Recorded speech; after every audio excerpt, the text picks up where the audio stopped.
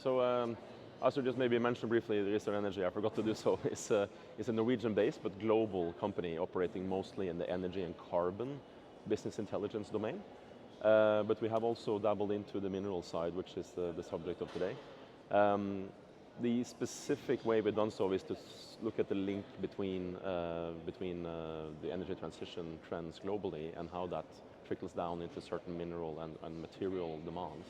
So if you think about it, that's a very overarching perspective. The general consumption of materials as such, including everything from cement to wood to plastics to the different minerals and materials that are more metallic of nature. In general, we believe that the demand globally for all material will increase from around 9 billion tons as of today to 12 by 2050, which partly is driven by the energy transition.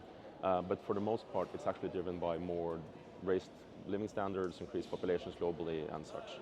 But within there's a bit of a supercharged growth that relates to energy transition that in turn translates into mineral demand. So very specifically, when you talk about the energy transition needs, it's so that we are moving, call it, away somewhat from a fuel-based economy wherein we move a lot of gas, oil products and things of that nature around, while as electrons, which is the main energy bearer in the transition and decarbonization trends, means that we are not moving material in the same way anymore for the purpose of consumption directly as energy, but rather more for the material for the purpose of creating the equipment to create the energy, if you will.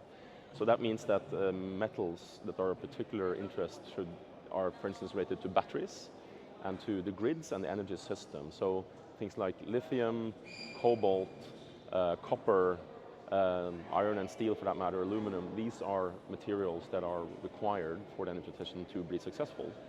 And very particularly, one area that we are looking into a lot is on lithium, where the likely increase, despite of all the trends in battery technology, which are trying to move us away from lithium, all the commercial battery providers today, in some shape or form, for the most part, rely on lithium-ion technology, which means, and also that market share will remain quite solid going forward. So lithium specifically, for instance, will have to go from the current level today and 12-fold by 2050, which is a very high increase. It's not the, in volume, largest use of material and minerals for the energy transition per se, but it's the one that has the most need of increased output, so 12-fold output increase.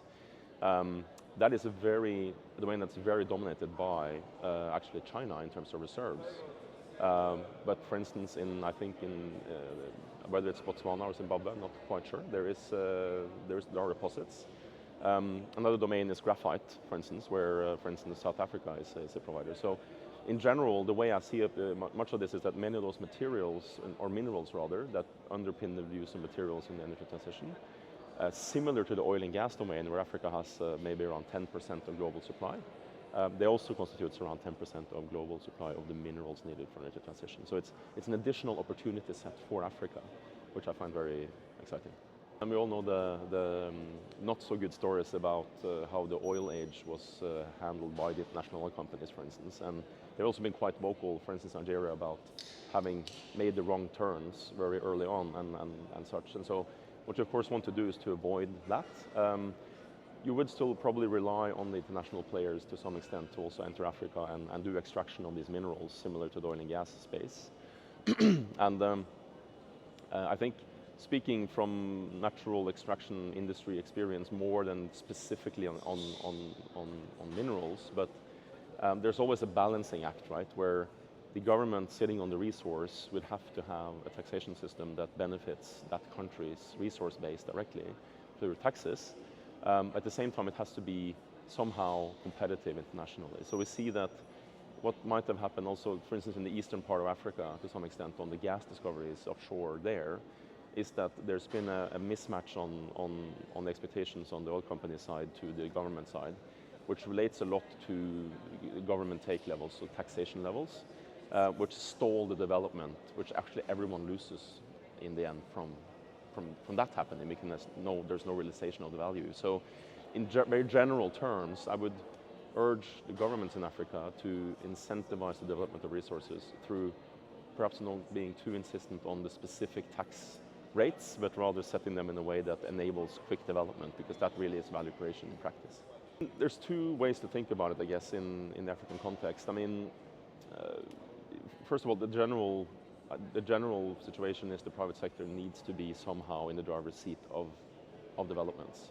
But it doesn't necessarily translate into there having necessarily always to be a full private ownership of resource in one way.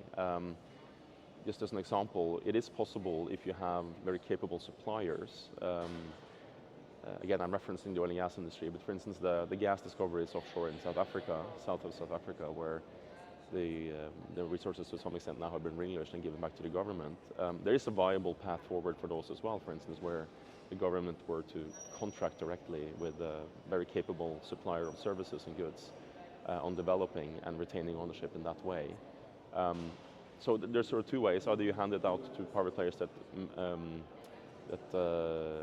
manage the assets, or you manage them themselves and use suppliers. And I wouldn't know exactly which best way to go, but there is alternative models to have the resource being owned by national or private players also, to be honest.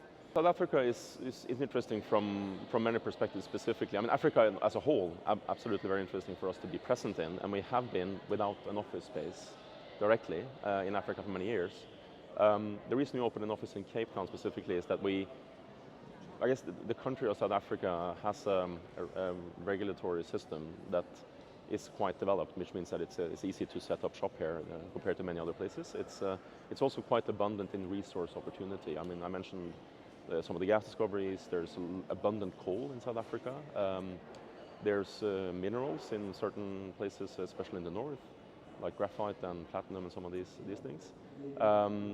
And also to sort of combine that opportunity set with quite a bit of challenges. And in our case, we provide business intelligence information and opinions as to how energy challenges may be resolved. And what we see is that the mining sector, which of course critical minerals would be part of, does consume around 30% of the power output in South Africa, in a context where the coal is supposed to be phased out, and where has been at least quite a few instances of these, not blackouts, but rather controlled measurements on the demand side for the power consumption.